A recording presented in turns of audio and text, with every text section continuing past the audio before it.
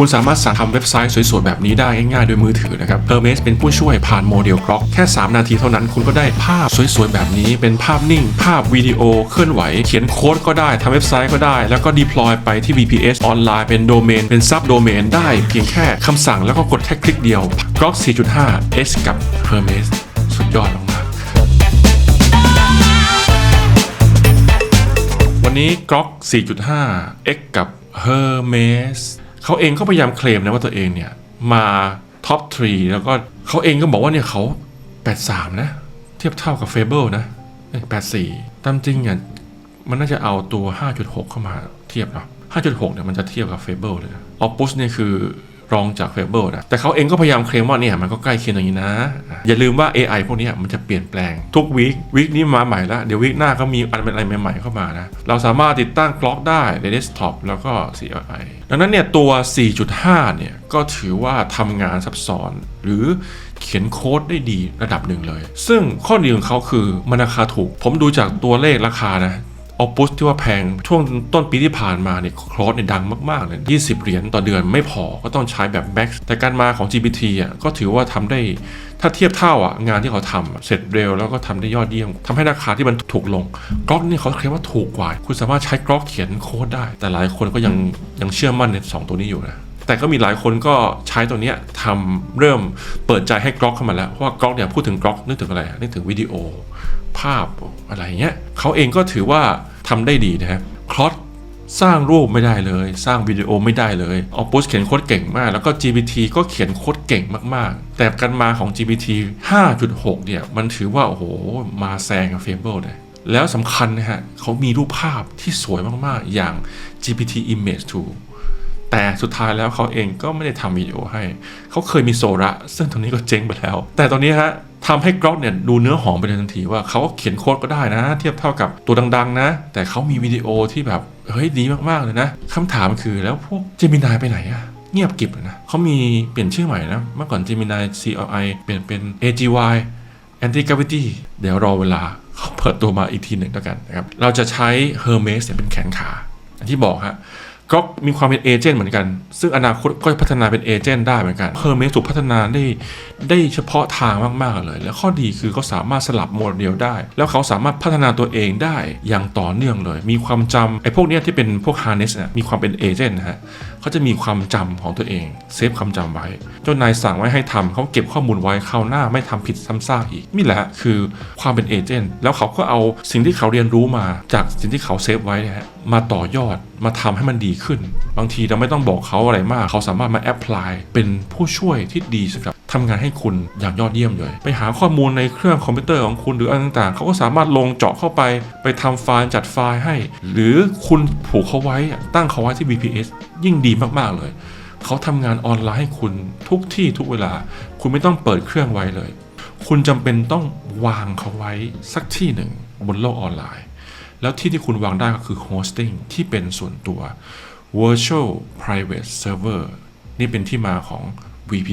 VPS เราจำเป็นต้องไปสมัครที่ตัวโฮสต์ก่อนหลายๆคลิปที่ผมแนะนำก็คือ Hostinger นะผมเองก็ใช้งานอยู่ผมจะฝากลิงก์ไว้ที่ด้านล่างวิดีโอนะครับก็ไปกดได้เลยนะครับ Hostinger/AICEO Hermes แล้วก็ใส่คูปองที่เป็น AICEO ไปได้ discount ด้วยนะครับตรงนี้เข้ามารู้สึกว่าปรับหน้าตาใหม่เนาะเขามีตัวที่เป็น one click แต่ตอนนี้ผมกำลังแนะนำว่าให้คุณใช้ VPS ดีกว่าเพราะมันสามารถจัดการได้ง่ายกว่าเขาดีไซน์หน้าใหม่เมื่อก่อนมันจะมี KV1 แล้วก็2 3เขารู้ว่าคนใช้2เยอะก็เลยไม่เอา1ออกเลยสังเกตว่ากด2ปั๊บมันเป็น2 CPU แนะนำว่าเอา2ก่อนเพราะว่าเราเริ่มต้นเราอาจจะไม่ต้องแบบใช้อะไรมากดูก่อนว่าถ้าเกิดคุณใช้งานเยอะมากๆคุณก็เพิ่มอัปเกรดไปทีหลังก็ได้นะครับ269ใช่ไหมครับเลือกแพ็กเกจปุ๊บจากนั้นเราก็เข้ามาหน้านี้ให้เลือกก่อนว่าจะเอากี่เดือนนี่ถ้าเอาคุ้มค่าสุดนะครับ24เดือนเลย VPS เนี่ยผมเอา24เดือนคุ้มค่ามากมันอยู่ที่269ใช่ไหมให้คุณกดรหัสส่วนลดตรงนี้ครับแล้วก็พิมพ์ไปเลยว่า AICEO แล้วก็ใช้คูปองปุ๊บนี่เห็นไหมครับเฮ้ยลดไปตั้ง600นะฮะอย่าลืมใช้คูปองนะครับกดลิงก์ที่ผมให้มานะมันจะแมทชิ่งกันลิงก์กับคูปองแล้วก็โดเมนด้วยเห็นไหมแต่โดเมนเขาให้ตัว cloud กับ .tech ก็ลองไปใช้ดูได้แล้วก็มาด้านล่างเลือกมันบอกว่าให้เอาอินโดนีเซียผมว่านะอันไหนที่มัน แนะนำมาดีสุดก็เอาอันนั้นนะฮะผมเอาอินโดนีเซียแนะนำว่าคุณใช้เพลนก่อนแล้วตั้ง VPS เข้าไว้แล้วคุณสามารถติดตั้งอะไรก็ได้ครับข้อดีของ VPS อย่างหนึ่งที่ผมไม่ได้บอกคุณสามารถใช้ VPS เนี่ยทำงานโปรเจกต์อื่นๆก็ได้คุ้มฮะผมจำได้ว่าผมเช่า VPS Hostinger เนี่ยครั้งแรกจะใช้ทำแบบ NSN สักพักหนึ่งก็ติดตั้ง WordPress ด้วย deploy อื่นๆมีเต็มหมดเลยหลังๆมาผมไม่ได้ใช้ NSN แล้วเอามาใช้ทำนี่นะครับใส่ Hermes ด้วยใส่เว็บไซต์คือพูดง่ายๆว่าคุณทำเพลนก่อนแล้วคุณก็มาติดตั้ง Ubuntu แล้วก็ทำต่อปุ๊บแล้วก็ลงทะเบียนฮะกดแล้วก็ลงทะเบียนด้วย Gmail ปุ๊บก่อนอื่นนะครับให้คุณดูก่อนว่าสรุปคำสั่งซื้อกี่บาทนี้จาก 17,000 เหลือ 5,000 แล้วก็โดเมนฟรีด้วยนะครับแล้วจ่ายค่าภาษี400ก็ประมาณสัก 6,000 ได้นะครับแล้วก็ใส่ข้อมูลชำระเงินเข้ามาแล้วก็กดชำระเงินปุ๊บหลังจากที่คุณทำการชำระเงินเสร็จปั๊บก็จะมีการกรอกข้อมูลพวกรหัสผ่านอะไรต่างๆนะครับแนะนำว่าแค่นี้จบแล้วฮะคุณก็เข้ามาที่หน้าพาเนลของเขาสังเกตว่าพาเนลเขาจะมีข้อมูลพวกนี้อยู่ทางซ้ายมือนะคุณสามารถกดดูที่ VPS ได้แล้วก็เข้ามาเอาตรงนี้ฮะ IP address กดคลิกปุ๊บแล้วก็เอา IP เนี่ยกับรหัสผ่านแล้วก็เอาไปใช้ให้ Grok เนี่ยทำการเชื่อมต่อ SSH ให้แล้วก็เข้าไปจัดการได้ตรงนี้ฮะ manage ปุ๊บคุณสามารถเปลี่ยน password ได้ตรงนี้เหมือนกันเปลี่ยน password ได้เรื่อยๆเราจะเอา IP รหัสผ่าน VPS เนี่ยจากนี้เราไม่ต้องเข้าไปที่ตัว hosting ละเราจะให้เอเจนต์ของเราเข้าไปจัดการเราใช้คลอสเราใช้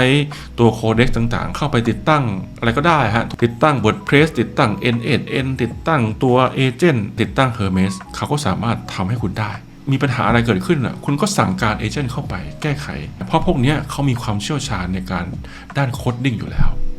เราจำเป็นต้องมี Grok ก่อนเนาะคุณจะใช้ได้ก็ต่อเมื่อใช้ Super Grok ขึ้นไปก่อนหน้านี้เดือนที่แล้วมั้ยตอนที่ IPO SpaceX มีโปรโมชั่นพิเศษคือปกติ Super Grok มัน30เหรียญเนาะผมซื้อได้10เหรียญเองแต่ณตอนนี้มันไม่มีโปรโมชั่นให้เนาะมีเฉพาะตัวนี้ฮะ Heavy Grok เหลือ99เหรียญผมเนี่ยก็ซื้อตัวนี้มา Super Grok คุณจำเป็นต้องติดตั้งที่เครื่องคุณก่อนแล้วเมื่อเครื่องคุณมี Grok คุณก็ใช้ Grok ตัวนี้ติดตั้งบน VPSเราจะทำการเชื่อมต่อกับตัวระบบที่เราใช้ก่อนแล้วก็จะไปที่ตัว VS Code นี่ VS Code ก็คือ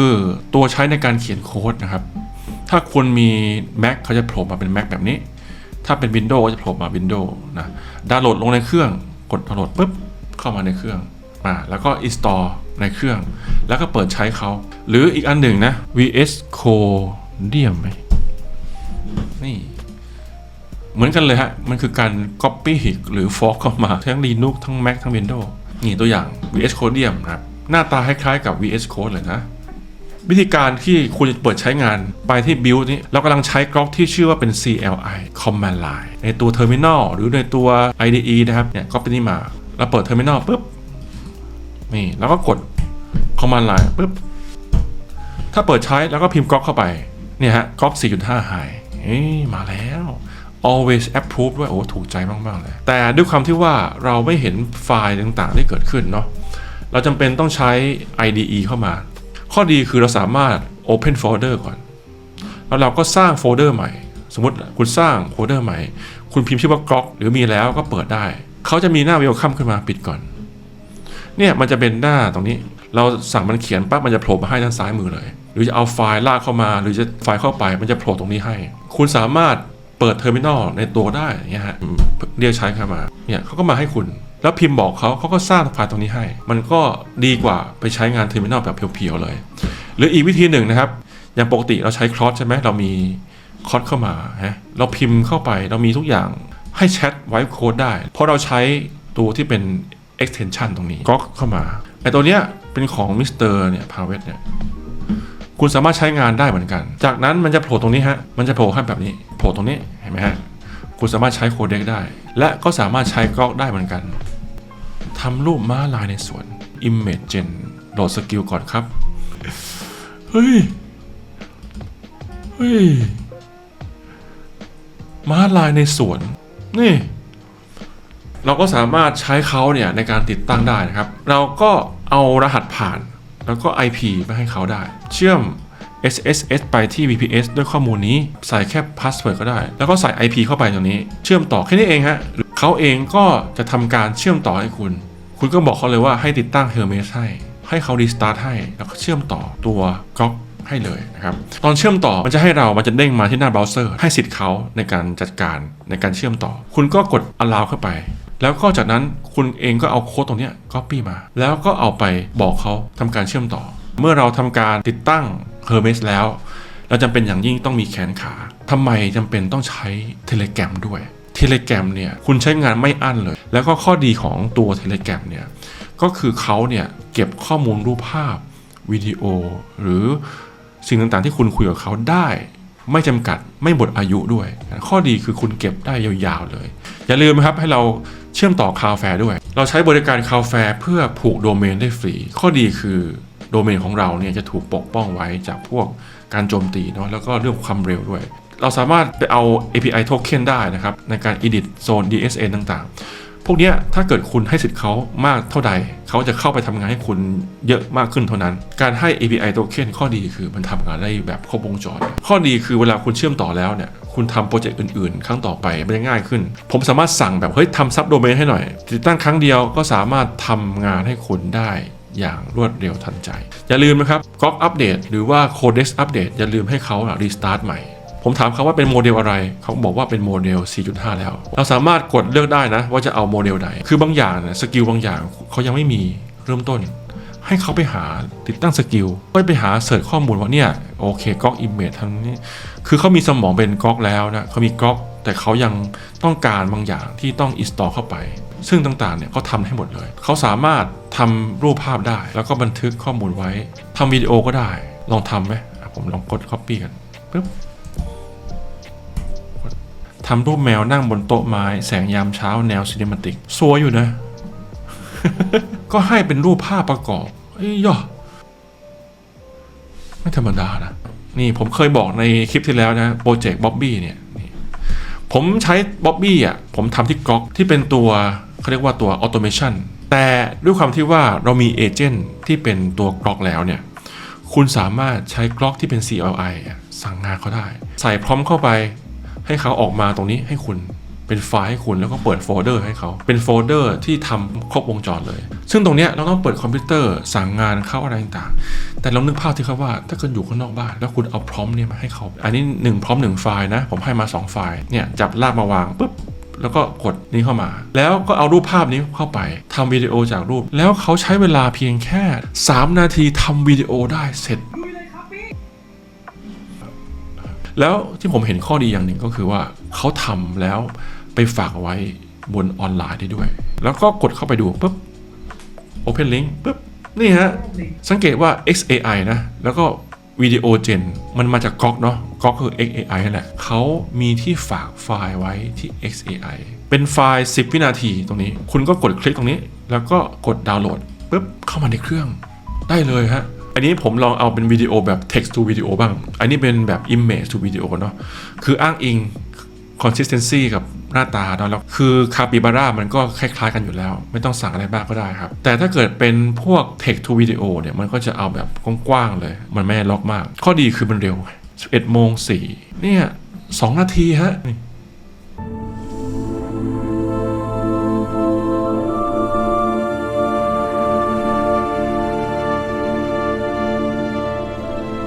ว่ายใต้น้ำไปเจอขุมสมบัติอะไรเงี้ยผมเอามาแค่ซีนเดียว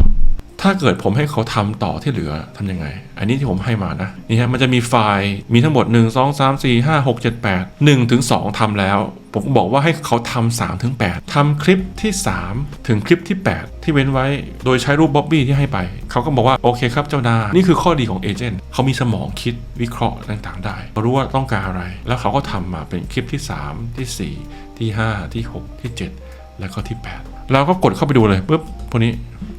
นี่ฮะก็เซฟผมเอา8คลิปเนี่ยมารวมกันเป็น1คลิปลองไปดูด้วยกันครับลุยเลยครับปี้วันนี้เรากระโดดเข้าไปในนิทาน2เกลอเล่นด้วยกันทีมเวิร์กสุดยอดว้าเย่ไปด้วยกันทีมเวิร์กโคตรดีโลกในนิทานสวยมาก2เกลอตื่นเต้นสุดๆหนีสุดชีวิตไล่มาติด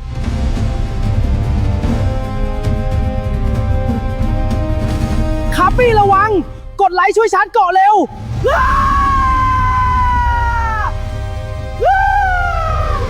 คาปิแปลงร่างปากกายักษ์สู้หมึก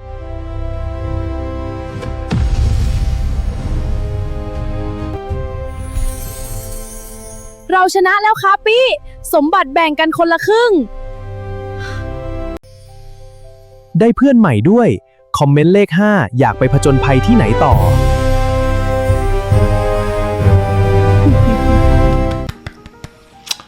กร็อกหรือว่าตัวโคเด็กหรือแม้แต่ตัวคลอสก็ตาม คุณจำเป็นต้องเปิดเครื่องไว้และสั่งงานเขาเฮอร์เมสเนี่ยมันแบบคุณสั่งงานออนไลน์ คุณว่าสั่งงานผ่านมือถือเครื่องเดียวได้เลย ไม่จำเป็นต้องเปิดเครื่องใช้งานใน VPS ได้ทุกที่ทุกเวลาเลยหรือแม้แต่คุณสั่งแบบทำรูปภาพง่ายๆผมลองสั่งดูนะทำรูปสาวภาพสมจริงเหมือนถ่ายด้วย iPhone นี่ก็ดูเหมือนของจริงนะลองสั่งง่ายๆดีครับรูปดาราชายไทยนี่ฮะผมเองก็ให้เขาทำเป็นผมก็เขียนสั้นๆนะสร้างหน้าเว็บ landing page ร้านกาแฟชื่อว่าไม้หอม Coffee โทนสีน้ำตาลครีมและเขียวมิ้นท์อบอุ่นมีรูปและวิดีโอประกอบอันนี้สำคัญบ่ายโมง39 5 นาทีฮะทำแบบฟรีโดเมนมาก่อนคือสุ่มมาให้ฮะเป็นโดเมนชั่วคราวเนี่ย try คาวแฟลองดูสิครับว่า5 นาทีเป็นยังไง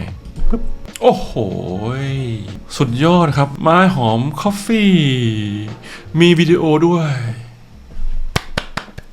อันนี้วิดีโอนะแล้วก็วางไว้บน VPS ได้เลยทำ Docker ให้วางพื้นที่ฝากไฟล์ไว้ให้เลย5 นาทีคุณสามารถได้แบบนี้มาทำงานทำรูปทำวิดีโอวางบนโฮสติ้งให้คุณทันทีนี่ฮะสั่งเลยแล้วก็โทรสั่งเขาเป็นเบอร์โทรดูเมนูหน่อยปึ๊บนี่มาด้านล่างเลยก็อันนี้คือการทำแบบคร่าวๆนะแบบคนโนไอเดียนะคุณก็ไปแก้ไขเพิ่มเติมรูปภาพโอ้โหรูปภาพสวยๆเลยครับเหมือนนะนิมมานด้วยโอ้โหสวยนิมมาน7มีแมปให้ด้วยฮะโอ้โหเอาไปนิมมานเชียงใหม่ให้น้ำตาลครีมมิ้นท์อบอุ่นทุกแก้วมีมิ้นท์มีสีเขียวสีน้ำตาลคุมตีมากผมบอกว่าให้เขาทำเนี่ยซับโดเมนให้โดยที่ใช้เป็น coffee.aico ทำเมื่อตอนบ่ายโมง40เสร็จตอนบ่ายโมง43ผูกซับโดเมนเสร็จสับภายใน3 นาทีฮะแล้วก็ให้เขาเขียนบทความนะเมนูกาแฟมาอีก 2,000 คำมีรูปประกอบมีคนนั่งจริงในร้านคาเฟ่น่าอ่านมีความรู้ดีต่อ SEO แล้วก็มี call to action แล้วก็สร้างสตอรี่นะเกี่ยวกับเราด้วยที่พูดเรื่องราวเกี่ยวกับมีมานานเกี่ยวกับคู่เมืองเชียงใหม่การปลูกคัดสรรแบบว้าวๆหน่อยอันนี้สั่งไปตอน49นะทำเสร็จตอน51 2 นาทีฮะสตอรี่ครับโอ้โหชาวบ้านเล่ากันว่าก่อนถึงคำว่าคาเฟ่กล็อกไม่ธรรมดานะกล็อกมันสามารถทำพวกแนวซีเนมาติกภาพสมจริงภาพอะไรได้โอ้ยการจัดวางเลเยอร์ของเขารูปภาพอะไรเงี้ยถือว่าแบบพรีเมียมมากนะอันนี้ก็ดูแบบแปลกๆตาดีจากดอยสู่เชียงใหม่เห็นไหมเขาพยายามใช้แบบ SEO อ่ะเวลาคนพิมพ์หาไม้หอม Coffee อะไรเงี้ยเขาจะติดเสิร์ชแล้วก็มี call to action นะสุดยอดแล้วโดเมนสวยไหม coffee.ico.im/story บทความบ้างปึ๊บนี่ครับโอ้โหเฮ้ยลาเต้ยามเช้าบรรยากาศมีควันย่อแล้วมีแบบสีเขียวๆด้วยนะเนี่ยไม่ธรรมดานะลาเต้คาปูชิโน่ฟองนุ่มบาลานซ์มัทฉะลาเต้เค้กกล้วยหอมมีคนนั่งคุยกันแล้วก็มีโชว์รูปภาพสุดยอดครับตบมือให้ครับโอเคครับถือว่ายอดเยี่ยมเลยแล้วสำคัญก็คือเนี่ย coffee.aico.im เนี่ยคุณสามารถสั่งเขาแบบได้ออกมาเป็นซับโดเมนสวยๆแบบนี้เห็นไหมครับนี่คือสิ่งที่กล็อกทำได้ดียอดเยี่ยมเลยเขียนโค้ดก็ได้เหมือนกันเว็บไซต์ก็สวยมีรูปภาพประกอบมีเนี่ยเขามีฟอนต์แบบสวยๆมาให้ด้วยอะไรเงี้ยก็ถือว่าเป็นการบีฟแบบง่ายๆก็ทำมาออกมาดีถ้าเกิดคุณต้องการจะทำแบบเป็นเรื่องเป็นราวผมว่าคุณแค่เสีย subscription สักอันหนึ่งนะครับอาจจะเป็นก๊อกก็ได้ Codex ก็ได้นะครับหรือ Cloud ก็ได้แต่ก๊อกถือว่าคุ้มค่ามากนะทำวิดีโอทำรูปได้แล้วคุณเองก็ใช้บริการ VPS ทำเว็บไซต์ให้คุณได้ เลย หรือแม้แต่ Hermes เนี่ยมันสามารถเป็นตัวช่วย